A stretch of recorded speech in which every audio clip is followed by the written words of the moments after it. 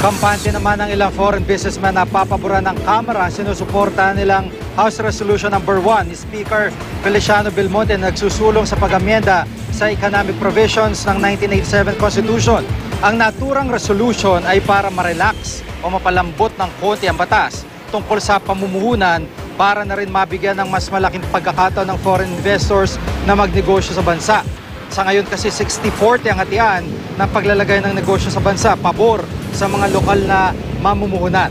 Ayon kay Peter Wallace, Governor ng Management Association of the Philippines, kailangan ng gawing napapanahon ng saligang batas para na rin makabawi agad ang Pilipinas sa mga napapalampas nitong oportunidad mula sa foreign investors. Pero si Liza Maza, na presidente ng We Govern Institute, kontra sa House Resolution ng Belmonte.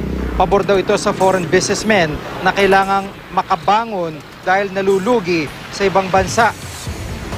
Ayon naman sa Malacanang, karapatan ng mga mambabatas na nagsusulong sa charter change na magsulong ng anumang panukalang batas. Nirerespeto ng Palasyong Kongreso kung sa tingin nila ay ang pagsusulong sa panukala ay pagsunod sa mandato ng kanilang constituents.